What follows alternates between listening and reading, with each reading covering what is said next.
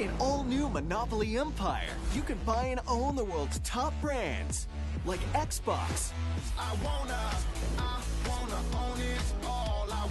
Transformers, and Beats by Dr. All-new Monopoly Empire. When you own the world's top brands, you own it all.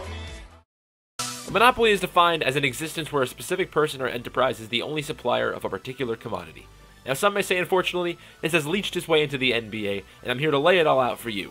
Before we begin, however, let's take a trip down memory lane to July 6th, 2010.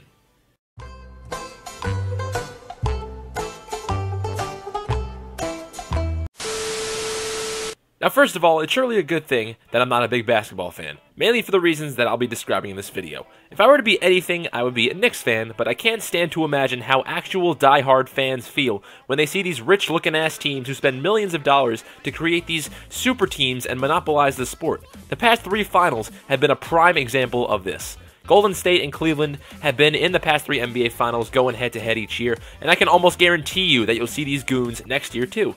It's good for me because I usually only like to watch once a year when the finals are on, and seeing 2 super teams go at it is extremely entertaining. But I'm pissed just thinking about what it's like to be an actual fan of basketball and to see the same teams go to the finals each year when you know your team has no chance to beat any of these super Goliaths. This is my favorite LeBron James line from an ESPN article, that he never played on your super team. Are you freaking kidding me, bro? You never played on a super team?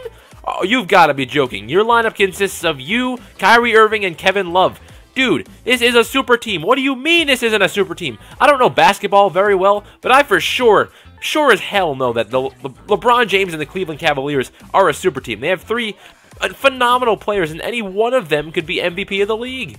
That's not just a bash on LeBron James, because they're not the worst super team in the league. Of course, it's the Golden State Warriors, the team that's won 2 out of the last 3 years of the NBA Finals, and I'm sure they'll win next year. I'm sure they'll be in it the next 2 or 3 years. Who knows? As long as this team stays together, no one can really tell them otherwise. Again, it's a monopoly. They have Kevin Durant, Steph Curry, Draymond Green, Klay Thompson, Andre Iguodala, an insane bench. Everybody can play. It's insane. And trust me, I love to watch the Warriors play as much as the next guy. I think they're an extremely entertaining thing to watch. But again, I'm not a basketball fan. I only stop by when it's playoff time and I watch for a little bit and I see this amazing Golden State Warrior team. I don't have to play against them. I don't have to root for a team that plays against them. Obviously, I know it would be very, very frustrating if I actually liked basketball and my team was playing the Golden State Warriors. I might as well just not even watch the game at that point. The main problem is the talent gap is just so large. You can't have teams like the 76ers going up against guys like the Cavaliers and the Warriors. It's just not going to work. And I understand every major sport has a bunch of terrible teams,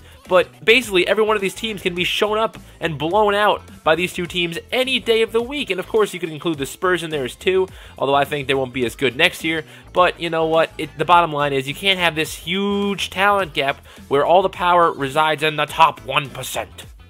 Now, in regards to the sport, then, I am a huge fan of baseball, my number 1. I'm a diehard Met fan, and I'm kind of glad that this whole Monopoly thing was able to leach itself into Major League Baseball. Otherwise, we wouldn't be able to have the amazing rotation that we have.